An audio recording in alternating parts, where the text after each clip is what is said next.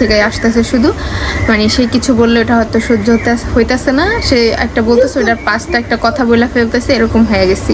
But ফ্যামিলির অন্য কারোর সাথে কিন্তু এরকম করে আমি কথা বলতেছি না। ওদের কোনো খাবার দাবার দেই, নিচে বসাই দেই, খাবার দাবার খায়, আর ওরকম নষ্ট করতে দেই না। আর এখানে আসলে কি ওরা হচ্ছে একটু অন্যরকম হয়ে যায়, কারণ নানা নানি মামার ভালোবাসা অন্যরকম পায়, এজন্য হচ্ছে যা খুশি তাই করে। তো যাই হোক, অনেকে আমাকে অনেক কিছু বলেন, অনেক কিছু ভাবেন, অনেক কিছু চিন্তা করেন আমাকে নিয়ে। আসলে একটা কথা কি বাবা, ওই ওষুধটা পড়ে যাবে, হাত থেকে নাও, নাও হাত থেকে নাও, নাও ওষুধটা নাও, ওইখানে রেখাস ওষুধ।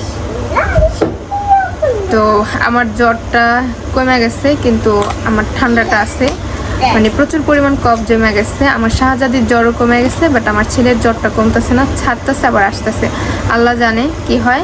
তো বলি ছেলের জ্বরটা যেন তাড়াতাড়ি কমে যায়, আসলে অসুখ বিসুখ খুব খারাপ লাগে। আর আমার হাজব্যান্ডও অসুস্থ, সেটা আপনারা জানেন, তারও হচ্ছে মানে জ্বর ঠান্ডা, হয়তো জ্বর নাই গায়ে ওরকম, কিন্তু ঠান্ডা কাশি এগুলা। আর অনেকে ভাবেন মানে হুট করে বলতে কি, অনেক অনেক আপু ভাইয়ারা আমার ভিডিও দেখেন যারা, তারা ভাবেন যে আমি খারাপ, আমি ভালো না, আমি হিংসুটে, এটা সেটা। তো যাই হোক, যে যার মতো করে ভাবেন, এগুলো আসলে কেয়ার করাটা ভুল, কারণ এগুলা কেয়ার করলে ব্লগিং করা যাবে না, কারণ খারাপ লাগবে, কষ্ট পাবো, তখন মনে হবে এইসব না করলে হয়তো এগুলো শুনতে হবে না, এরকম মনে হবে। তো কিছু কিছু মানুষ আছে ক্যামেরার বাইরে একরকম, ক্যামেরার সামনে একরকম। তো আমি এখন ইদানিং যেটা হয়ে গেছি, আমার অন ক্যামেরা অফ ক্যামেরা একই হয়ে গেছি। তো অন ক্যামেরা কি মা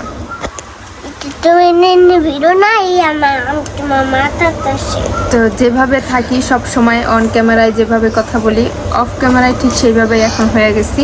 আমি যেভাবে অফ ক্যামেরাতে থাকি, মানে ক্যামেরার বাইরে যখন যেভাবে কথা বলি, আমি ক্যামেরার সামনে আসলে আমার মানে ওইটাই হয়ে যেতেছে। ইদানিং এরকম একটা হয়ে গেছে। হ্যাঁ মা, দেখছি ইদানিং ওরকমও একটা হয়ে গেছি, মানে খিটখিটে মেজাজ হয়ে গেছে আমার।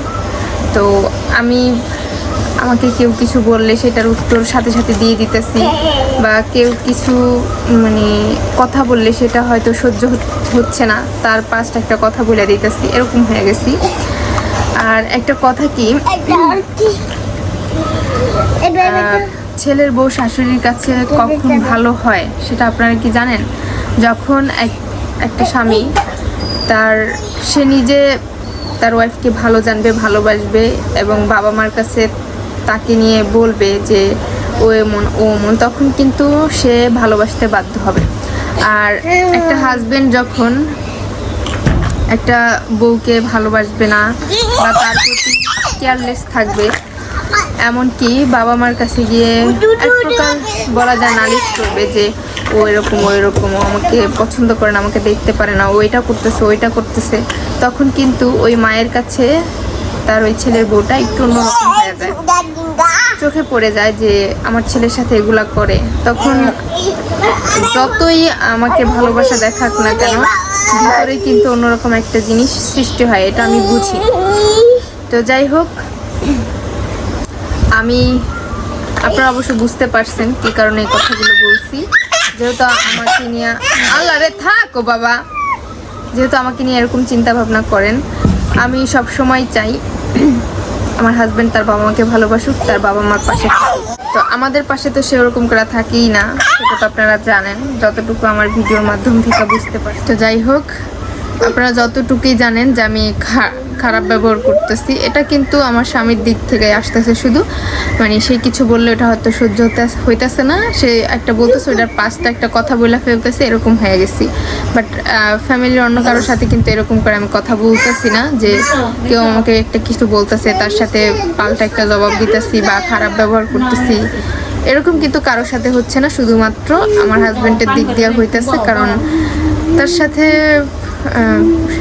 মানে সম্পর্কের দিকটা ওরকম হয়ে গেছে যে কিছু বললে আর ওটার রিয়াকশনটা থামাই রাখতে পারি না। তো যাই হোক, তারপরও চেষ্টা করি নিজেকে কন্ট্রোল করে এসব বন্ধ করার, কিন্তু হয় না। এগুলা ধীরে ধীরে আমার দেখা যাইতেছে এগুলো আরও বেশি হয়ে যেতেছে আমার দিক থেকে।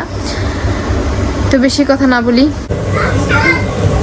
আমার ছেলে মেয়ে হয়েছে সকাল সকালেই। আসলে সকাল থেকে চেষ্টা করছি আজকে সারাদিন আপনাদেরকে শেয়ার করব। আমি আছি 2 দিন হচ্ছে আমার বাবার বাড়িতে আছি।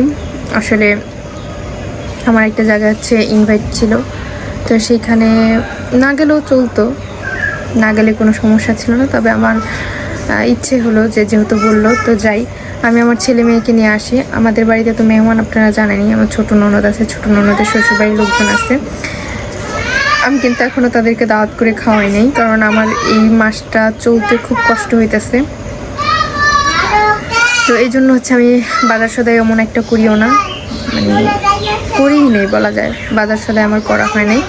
আমি এই মাসটাতে হচ্ছে 10,000 টাকা দিয়ে কোনোরকম চলছি ছেলে মেয়েকে নিয়ে। তো কিছুদিন পর হয়তো বেতনটা পাবো, ভাবছি তখন টাকা তুলে তাদেরকে দাওয়াত করে খাওয়াবো, কিন্তু এখন আমার পক্ষে সম্ভব হইতেছে না আসলে। এই জন্য আর আমার কিছু টাকা পয়সা জমানো ছিল, যেগুলো দিয়া চিন্তা করছি এগুলো হচ্ছে মানে যদি জমায় রাখি, যখন একটা কাজ করব তখন এগুলো দিয়ে কাজ করা যাবে। সেক্ষেত্রে হচ্ছে নিজের জন্য ভালো হবে, কারণ যদি কোনো টাকা পয়সা মানে একটা জিনিস করার জন্য শর্ট হয় বা লাগে, তখন মানে দেখা যায় যে কিছু লোন তুলবো। আসলে ধার নেওয়া যায় সব মানুষের কাছ থেকেই, কিন্তু ধার নিলে কি হয়, এটা আর কি 10 দিন 15 দিন, হাইস্ট গেলে 1 মাস, এর বেশি কিন্তু তার টাকা পয়সা রাখা যায় না। তো এই জন্য হচ্ছে কিছু টাকা পয়সা জমানোর চেষ্টা করছি, আবারও নতুন করেও কিছু টাকা পয়সা জমানোর চেষ্টা করতেছি। যাই হোক, আলহামদুলিল্লাহ নিজের জীবন নিয়ে, ছেলে মেয়েকে নিয়ে, সংসার জীবন নিয়ে ভালো আছি, মন্দ আছে, সব মিলাই আছি। তারপরে সবসময় চেষ্টা করি সংসার জীবনটা নিয়ে যেন ভালো থাকতে পারি, ভালো থাকার চেষ্টা করি। বাট সময়ের ক্ষেত্রে অনেক সময় মানে কষ্ট, মান অভিমান সব কিছুই জীবনে চলে আসে। তো এই জন্য হচ্ছে দাওয়াত মানে যেখানে ছিল সেখানে গেছি। তারপরের দিন হচ্ছে আমি আমাদের বাড়িতে আবার চলে আসি, বাড়িতে যাই না, এখানে আসি। আসলে এখানে যাওয়ার পর হচ্ছে আমার মানে হালকা জ্বর ছিল বাড়িতে থাকতেই, তো আসার পর হচ্ছে জ্বরটা আমার বেশি হয়ে গেছে। আমার ছেলে মেয়েরও প্রচুর পরিমাণ জ্বর আসছে, এই জন্য হচ্ছে চাইনি। আর যেহেতু নিজের শরীরটাও ভালো না, ছেলে মেয়ের শরীর ভালো না, এই জন্য হচ্ছে ওরকম ভিডিও আপলোড করি নাই। এই জন্য হচ্ছে আজকে সারাদিনে কী করলাম না করলাম ছেলে মেয়েকে নিয়ে সেটা আপনাদেরকে শেয়ার করার চেষ্টা করলাম। আশা করতেছি আপনাদের কাছে অবশ্যই ভালো লাগবে ভিডিওটা। যদি আমার ভিডিও ভালো লাগে অবশ্যই সাবস্ক্রাইব করবেন, লাইক করবেন, কমেন্ট করবেন, শেয়ার করবেন। অবশ্যই সম্পূর্ণ ভিডিওটা দেখবেন এবং আমার করেন না বুঝে করেন আমি সেটা জানি না, তারপরও কিছু কিছু কথা আছে যেগুলো হচ্ছে খুব বিরক্তি ফিল লাগে। প্রথমে একটা কথা বলি, আমি যদিও আমার বাবা মাকে কোনো টাকা পয়সা দেই, সেটা কিন্তু আমি যে অনলাইন থেকে যেই আর্নটা করি সেখান থেকে আমি যেই টাকা পয়সাটা পাই সেখান থেকেই আমার বাবা মাকে যদিও দেই, সেখান থেকে দেয়। আমি কিন্তু আমার শ্বশুর শাশুড়ির বা ফ্যামিলির বা আমার স্বামীর কাছ থেকে না আমার বাবা মাকে দিই না। সো এটার জন্য কারো যদি জেলাস ফিল হয় সেক্ষেত্রে আমার কিছু করার নাই। কারণ হচ্ছে আমার বাবা মা আমাকে ছোটবেলা থেকে মানুষ করছে, আমাকে লেখাপড়া করাইছে, আমার পিছনে কিন্তু বহুত টাকা পয়সা নষ্ট করছে, আমাকে কিন্তু টাকা পয়সা ছাড়া এত বড় করে নাই। তো আপনাদের যে এত সমস্যা, আমার বাবা মাকে যদি আমি কিছু টাকা পয়সা দিই সেটা নিয়ে আপনাদের অনেক বেশি মাথা ব্যথা হয়ে যায় যে আমি কেন আমার বাবা মাকে দিই। একটা কথা কি, আমার বিয়ের বয়স 5 বছর আর আমি চ্যানেল ইউজ করি হচ্ছে 4 বছর। তো এই 4 বছরে হয়েছে আমি যে টাকা পয়সা ইনকাম করছি সেখান থেকে হচ্ছে আপনারা তো দেখছেন আমি কোথায় থাকতাম, ওই ঘরটাকে ঠিক করছি, ঘরটাকে একটু বাড়াইছি, ঘরের ভিতরে যাবতীয় ফার্নিচার কেনাকাটা করছি। ইভেন আমার ভালো থাকার জন্য, আমার ছেলে মেয়েকে নিয়ে ভালো থাকার জন্য যা যা করা দরকার সেগুলা কিন্তু করছি। আর সংসারের বাজার সদাই থেকে শুরু করে আমার ছেলে মেয়ের প্রয়োজনীয় জিনিসপত্র কোথায় কি লাগবে না লাগবে, আমার কোনো ইনভাইটেশন মানে কোনো বিয়ে বাড়ি বা যে কোনো একটা অনুষ্ঠান হোক, আমার পক্ষে হোক সেটা আমার স্বামীর পক্ষ থেকে হোক, যেখানে হোক না কেন, সেখানে যাতায়াত ভাড়া, সেখানে গিফট দেওয়া সব কিছুই কিন্তু আমার পক্ষ থেকে। তো এত কিছু করার পরেও আমার সংসারের বাজার সদাই থেকে শুরু করে যাবতীয় কিছু করার পরে যদি আমার কিছু টাকা থাকে সেইখান থেকে যদি মনে হয় যে আমার বাবা মার এখন প্রয়োজন, তো এই যাবতীয় জিনিসগুলা আমি করার পরে আমার কাছে যে টাকাটা থাকে, যখন আমার বাবা মা অসুস্থ থাকে বা তাদের কোনো প্রয়োজন, তাদের কোনো হেল্প লাগে, তখন যদি আমি আমার বাবা মাকে টাকা দেই তাতে ক্ষতি কি? আমি তো দেখি না যে এটা ক্ষতি। কারণ আজকের এই জায়গায় আমার বাবা মার জন্যই তো আমি দাঁড়াইতে পারছি। আমার বাবা মা যদি আমাকে প্রতিষ্ঠিত না করতো, এত বড় না করতো, আমার সকালাতগুলো না দেখতো, তাহলে কি আমি এই জায়গায় আসতে পারতাম? তবে এইখানে একটা কিন্তু থাকে, সেটা হলো এই ইউটিউব তো দেখাইছে আমার বড় ননদ, আমার স্বামী বলছে এই জন্য হচ্ছে আমার বড় ননদ আমাকে দেখাইছে। আপনারা একটা কথা বলেন, মানুষ যখন একটা চাকরি খোঁজে তখন কিন্তু কারো না কারো মাধ্যমে সেই চাকরিটা পায়। তো তার জন্য তো সে তার প্রতি কৃতজ্ঞ থাকে যে তার জন্য আমি এই চাকরিটা পাইছি। তাই বলে কি ইনকাম করে সেই টাকাগুলো তাকে দিয়ে আসে? তাকে তো দিয়ে আসে না। সেই টাকাগুলো সে নিজেই রাখে, তবে সব সময় মাথায় রাখে যে তার জন্য আমি এই কাজটা করতে পারছি। আমি কিন্তু আমার কৃতিত্ব ভুলে যাই নাই, যে এইখানে আসতে পারছি আমার বড় ননদের জন্য। আর এর পেছনে আমার স্বামী অনেক বলছে আমি যেন এটা করি, আমাকে অনেক উৎসাহ দিছে, আমার ননদদেরকে অনেক বলছে আমাকে যেন একটা চ্যানেল খুলে দেয়। হ্যাঁ, এরপর আমার এইখানে আসা হয়েছে, এমনি এমনি আমার এইখানে আসা হয় নাই।